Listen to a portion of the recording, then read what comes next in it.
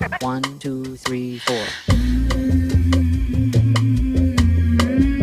Hello and welcome to the first round of coverage of the BRCA Nationals, brought to you by the RC Racing Team. We're here to kick off the whole event where we're going the length and breadth of the UK, bringing you the best national touring car series in the world. So stay tuned to RC Racing. The whole team will be with you over the course of the year. Unfortunately, it's me this week. It's going to be great. It's West London. It's all action.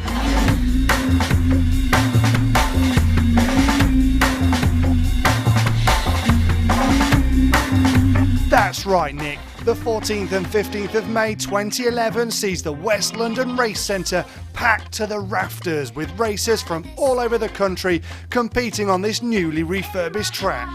And it's a tough one, but is it a crowd pleaser? Oh, the guys have done an absolutely cracking job. It's phenomenal. It's really good. The traction is really nice now. You don't have to use new tyres all the time. Very grippy. Really liking it. Very good on tyres. It is a bit bumpy though. It's definitely hard, especially when sometimes the wind comes up, and it's really hard. It really does challenge, and also the car setup and everything. It is a lot harder just not to make mistakes. The new surface is looking good, much more grip compared to last year. I think the finals should be pretty interesting because just driving around on your own is pretty difficult. I've always loved practicing here and racing club races here, and not nationals because it's so tough. Well, if the Granger says it's tough, it's tough. And although undoubtedly one of the finest on-road tracks in the country, that little D at the start of the straight can either supercharge your lap times or destroy your whole race. If you man up and just punch it through it, if you get it right, then yeah, you get a good lap time out of it. Still a daunting place on the track if you get it wrong. When you get it wrong, it punishes you big style.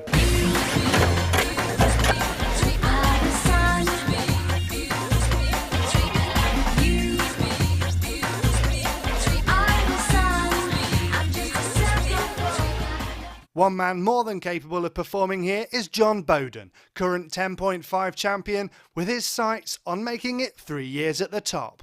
They always say once you've won it, it's harder to keep winning, but obviously winning it twice is quite good. I'm happy with all the tracks. I mean, the new layout with the new tarmac's really good. There's loads of traction. It's a little bumpy. But yeah, I'm pretty confident about winning this year. Obviously, Ayrton's making it difficult for me. James and Ayrton are very quick. It's very close this year. Last year, I was a little closer to the edge and obviously a little bit ahead of everybody else. But this year, it's very close. I'm not sure the reasons why. Maybe everyone's pulled their socks up a little bit over the winter. But those three, I think, we'll see a good challenge throughout the season. Over in Super Touring, Schumacher's Chris Granger has owned his class for 6 years now.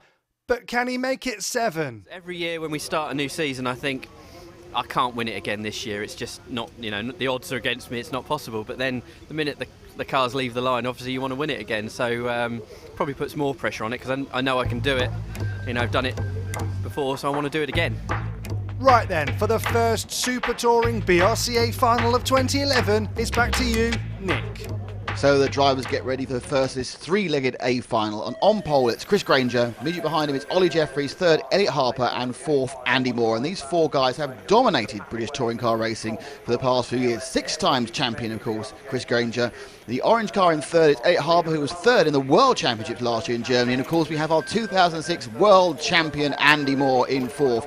And don't forget Ollie Jeffries. He's won many rounds, done particularly well, of course, also in 12th. Moving forward, of course, in this first seat, Chris Granger makes a minor mistake, which actually checks up the rest of the field. Just goes through something, and Andy Moore sweeps past Elliot Harper as well. And some very high-performance action. Difficult circuit here at West London. That's been recently relayed. There's lots of sort of small bumps, and it's difficult to keep a line. We see there, look, Chris makes a mistake, goes over a barrier. But actually, as he tries to cut back and he slightly impedes Ollie goes over the curb. He backs up Elliot, and you'll see a superb opportunity move there. Right, Andy Moore sweeping third into third. Just goes so sometimes you can make a mistake, and it all works out well in the end. Later on, we have Elliot now. He looked to have the fastest car, bright orange, and Andy makes a small mistake there on the infamous D going on to straight. These bumps and the curbs catching a lot of people out. Big problems at that top corner as well, as we'll see later. Elliot now sets off in the hunt of Chris Granger. Chris, of course, on pole. He's won here many times before. He is the expert, the Schumacher driver, being hunted down by the Tamiya of Elliot Harper. So coming towards the end of the race, and Elliot is getting closer and ever closer to Chris. Now normally you'd think that Chris would probably hold the distance here and hold Elliot back, but because his track has these micro bumps and a lot of curves, even these best top drivers are finding it quite hard to run lap after lap completely clean. So there's a good chance Elliot gets inside, can't quite get the power down. Chris has got the speed in that GM motor. Elliot with his Tamiya seems to have the handling, but Chris probably driving himself. Good work there by excellent driving there by the back markers. They let the guys through. They've been told on the PA what's going on at all times. Now it has to be a clean pass, or the referees will have a word about it. But Elliot, great driver, he won't push one too far past Chris. But Chris seems to have, he just needs to hold the tight lines. This is the last lap. He can hold the tight lines. He'll win the first leg and put himself in a fantastic position to become the champion of this first round. And he's across the line and won. And a great performance from Chris there. Lights the flag, but a lot of action behind him.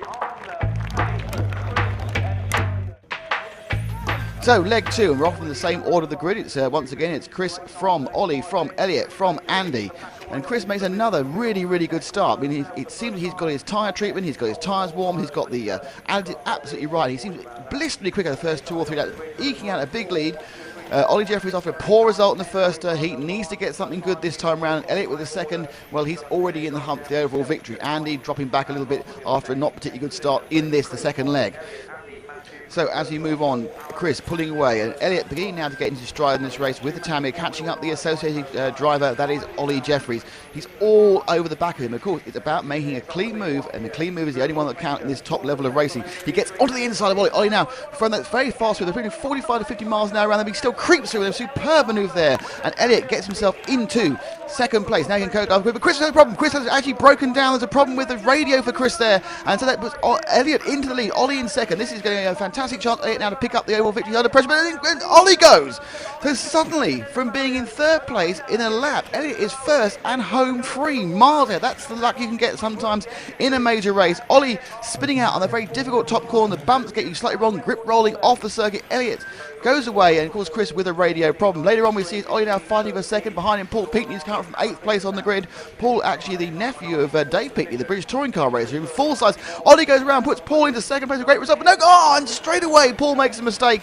Oh, that's very bad luck there. Good chance of a bit of glory, but Ollie scoops on and looks like he's going to pick up second place behind Elliot, who has been majestic in this final. He will have a first and a second going into the final leg, giving him a very good chance of winning. Chris Granger will have a first as Elliot takes over the line. Let's look again. This is where it was all won. Elliot coming in on the inside. Now they're going 50 miles an hour around this corner. They just within about 6 inches, and he comes in. This great heads-up drive on both of them. We have the third leg. Now the situation is here. If Chris wins, he wins. If Ollie wins, he could still win because he was first, second. Elliot can have first, second, and Andy is there to pick up the pieces. So anyone in the top 3 could win. Chris again making one of those magnificent starts. It's quite remarkable how he's got the car so good in the first 3 or 4 laps. Perhaps he pays for it later in the race, by then he has the lead. But drama on lap 3, Elliot has a problem. He has a body tuck and a problem from a crash in the back marker, and he's out. So Elliot is stuck on a first and a second. He now needs a problem to befall Chris Granger, or Chris will take the overall win. Back down we see, for the first time we see Matt White there, but he comes right out of it, and so it's Matt White who temporarily in third. In second place, Ollie Jeffries.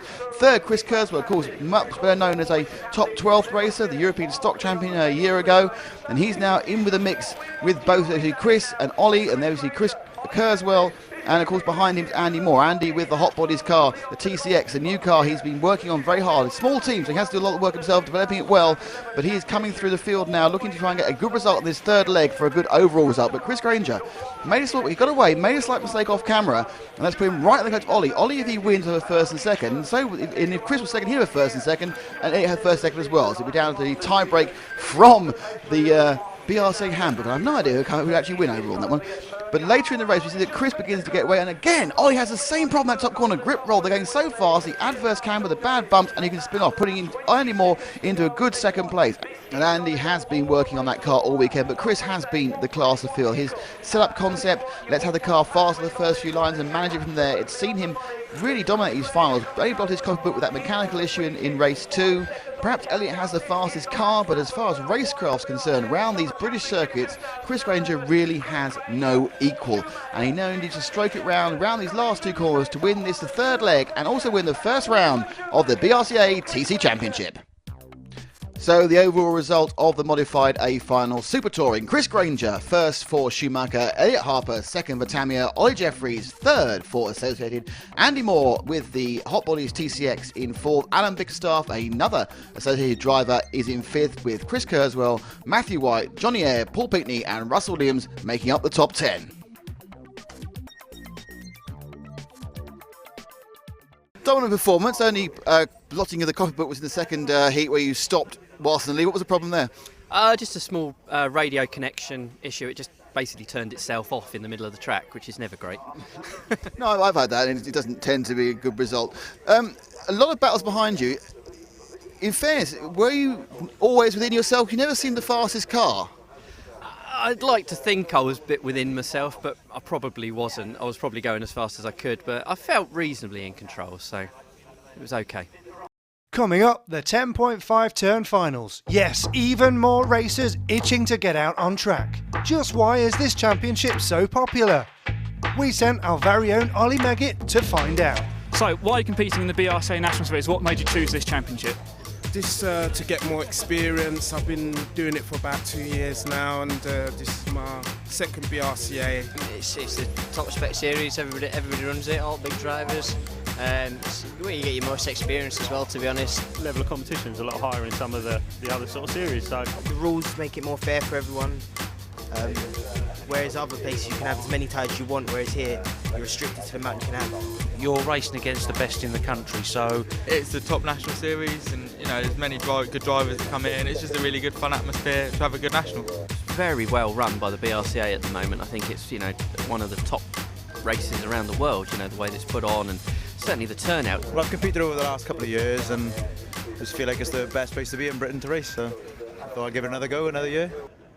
The exceptionally well-attended 10.5 touring car class. Over 100 drivers signed up to take part in this, the first round of the championship at West London. But at the end of the day, on pole was Ayrton Anderson from the reigning champion Johnny Bowden. Within third, we had James Hart. So we once again had a mixture of chassis. We had a Hot Bodies from a Tamiya, from a Schumacher. But interesting there, we saw there's a problem there for Ayrton early on, which had let James Hart get through with the Schumacher, but Ayrton really was looking very, very quick. A nice and easy car to see. Well, being bright, he comes by, past the man leading over far too far on the rostrum, swept past James West. Johnny Bowden having problems. The resisting champion, he did a fantastic job last year. He won it with a million number of rounds, having missed a couple of rounds because of family bereavement.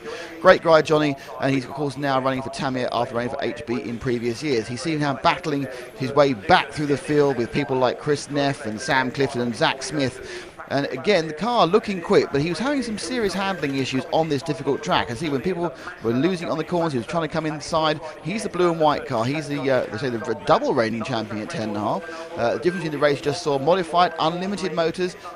10.5 here, the strict wind, but they are using what's called timing on the fly speedos that give them a real boost down the straights, but doesn't help you handling something. Johnny's here, see having problems, and at top corner has quite a lot of people. You can't see in this 2D positioning, but it is a very difficult track. And we saw Ayrton speeding on the first lap, but not on this lap, and Ayrton is sweeping by. Ayrton Anderson, an easy win there for a car that looked very quick, and as he parks up, he almost blends in there against the yellow.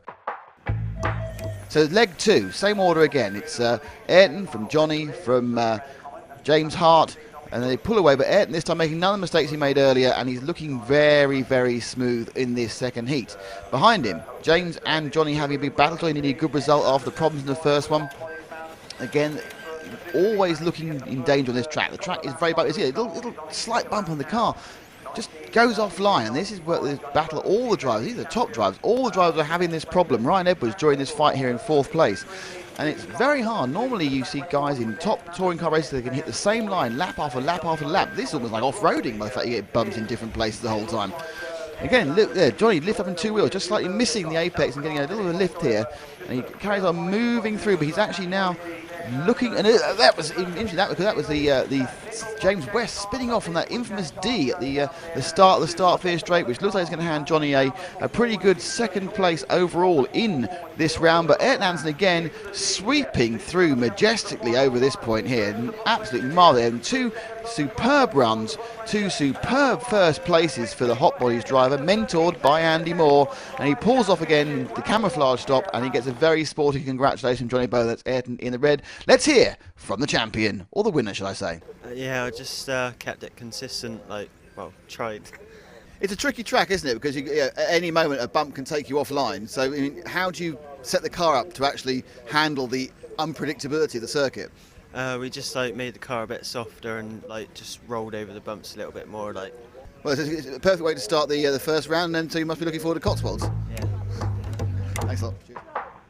Leg 3, Ayrton opted to take part in it, even though he's already won, so not like the Europeans. We often see the man who's won 2 legs not take part. Johnny looking for second place overall, but he's going to need a good result to do that. He's 1 second, as does James West going into this guy behind him. And Ayrton makes an early mistake, and in fact loses 2 places, drops right down, fights tooth and claw with James Hart to get through again, but it's into second place. And in fact, what happens is Johnny is now moving through, but just a couple of laps later, as we're going to see in a second, Johnny looking very relaxed, but actually Ayrton off camera made a bit of an attack on him, and unfortunately, whilst the move was reasonably clean, it's left Johnny with his body popped up. He's lost, as you can see, the clip on the front right. He's now got virtually no aerodynamic effect because the front's wrong. He's also likely rubbing on the left, and he's got a car that's a sitting duck to the rest of the field. They're going, ha-ha, let's have some of this. Johnny Bow, it doesn't help, obviously, when you're tagged by James Hart, because James probably didn't know how slow he'd be going, and all carnage, that's a problem. Johnny's trying to go well, but his carnage taking part there, and it's difficult for him to get through. He's very whittled straight down to the back of the pack. Not the sort of day Johnny was hoping for, but I'm sure exactly the day that Ayrton Anderson was dreaming of.